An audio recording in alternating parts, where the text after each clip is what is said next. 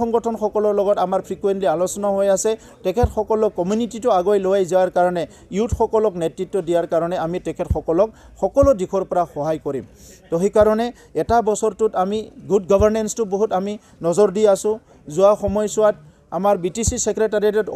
অফিচাৰসকলে কেতিয়াবা আহে কেতিয়াবা নাহে কেতিয়াবা 12টাত আহে কেতিয়াবা 1টা বজাত গুচি যায় বিটিআৰৰ 4খন জিলাৰ বিভিন্ন অফিচত মানুহ বিচাৰি নাপায় ডক্টৰ বিচাৰি নাপায় এইখিনি ঠিক কৰাৰ কাৰণে আমি এতিয়া ফোকাস কৰিছোঁ আৰু জানুৱাৰী মাহৰ 1 তাৰিখৰ পৰা আমি সকলোকে আমি হকুৱাই দিছোঁ যে 10টা বজাৰ সকলো অফিচত আহি পাব লাগিব আৰু 5টা লৈকে অফিচত থাকিবই লাগিব যদি কাৰবা ভ্যালিড ৰিজন নাই যে বেমাৰ হৈছে কিবা হৈছে ঘৰত কোনবা মানে বিয়া বাৰু হৈছে কিবা এটা ডাঙৰ প্ৰগ্ৰাম হৈছে ইয়াৰ বাদ দি কোনোবা যদি নিজৰ ডিউটিত মানে তেখেতে যদি অলপ মানে নেগলিজেন্সি কৰিছে ইয়াৰ ওপৰত একশন লোৱা হ'ব সো আমি 32 লাখ ৰাইজে আমাক বিশ্বাস আৰু আস্থাকত ৰাখি আমাক চৰকাৰত আনিছে অহা বছৰত আমি হিটো ভালকে কাম কৰিবলৈ গৈ আছো মই বিশেষভাৱে ধন্যবাদ জনাব বিচাৰিছো অসমৰ মুখ্যমন্ত্ৰী ডক্টৰ হিমন্ত বিশ্ব শৰ্মা ডাঙৰীয়া যিয়ে নেকি অসমত নতুন ৰাজনীতিৰ এটা কনসেপ্ট এটা ডেভেলপ কৰিছে যিয়ে নেকি কৰ্ম সংস্কৃতিটো আজি ৰাজনীতিক ক্ষেত্ৰতে হওক বা আমাৰ প্ৰশাসনিক ক্ষেত্ৰতে হওক দাঙি ধৰিছে তেখেতৰ আজি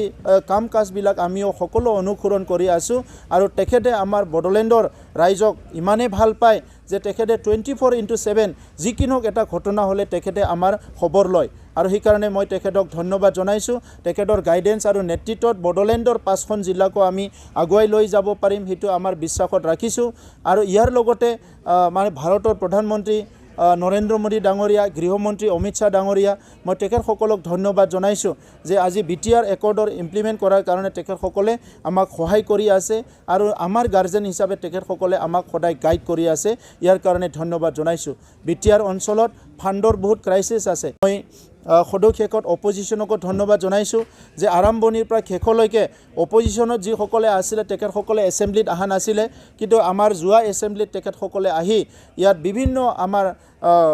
কুৱেশ্যন আৱাৰত তেখেতসকলে অংশগ্ৰহণ কৰিছে বিভিন্ন মানে ডিবেট তেখেতসকলে অংশগ্ৰহণ কৰিছে আৰু বিটিআৰ অঞ্চলত এটা গণতান্ত্ৰিক চৰকাৰটো শক্তিশালী কৰিবৰ কাৰণে পজিশন আৰু অপজিশন দুইটা মিলি আমি আগবাঢ়ি যাব লাগিব এই কাৰণে তেখেতসকলক মই ধন্যবাদ জনাইছো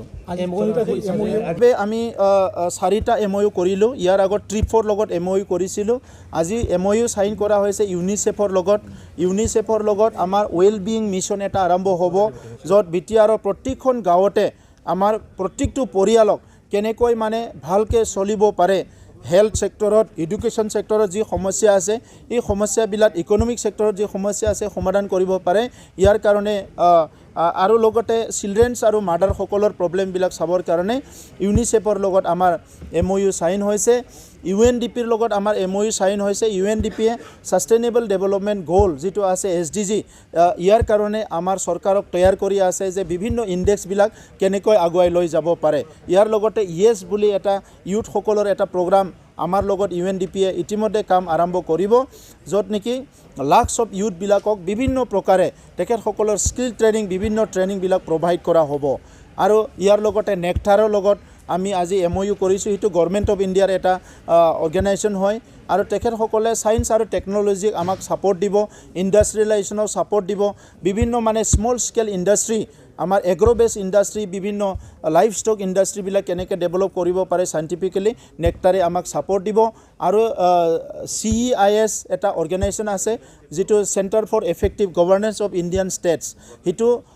কিছুমান IAS অফিচাৰ ৰিটায়াৰ্ড তেখেতসকলে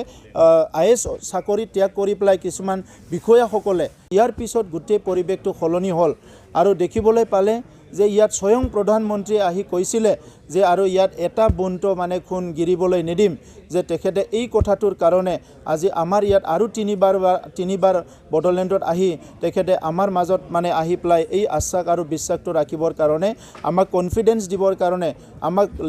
গাইড কৰিবৰ কাৰণে আজি তেখেতে আমাক সম্পূৰ্ণভাৱে নজৰত ৰাখিছে আৰু কাম কৰি আছে ভাৰতৰ গৃহমন্ত্ৰী অমিত শাহ ডাঙৰীয়া ইয়াত 4বাৰ আহিল আমাৰ একৰ্ড হৈ যোৱাৰ পিছত বিভিন্ন অঞ্চলত বডলেণ্ডৰ আৰু তেখেতে হিদিনা মানে 2 মাহ আগত যেতিয়া তামুলপুৰ মেডিকেল কলেজ ইনাগৰেট কৰিছে তাতো তেখেতে কৈছে যে ইয়াত যিমানখিনি একৰ্ড হৈছে এই একৰ্ডটো 2024 আগতে সম্পূৰ্ণভাৱে ইমপ্লিমেণ্ট কৰা হ'ব আৰু ইয়াৰ লগতে যিখিনি NDBৰ কেডাৰসকল আছিলে লিডাৰসকল আছিলে ৰিহেবিলিটেশ্যন কৰা হ'ব আৰু আজি আমি দেখিবলৈ পালোঁ এইখিনি সময়ত প্ৰায় 4000 প্ৰাক্তন NDB সদস্যসকলক ইয়াত ৰিহেবিলিটেশ্যন দিয়া হ'ল 275 কেছ উইথড্ৰ কৰা হ'ল আৰু আমাৰ চৰকাৰ অহাৰ পিছতে প্ৰায় 700 কিলোমিটাৰ ৰাস্তা নিৰ্মাণ কৰা হ'ল গুডউইল প্ৰজেক্টৰ দ্বাৰা তো ইয়াৰ বাহিৰে প্ৰত্যেকটো ডিপাৰ্টমেণ্টে এতিয়া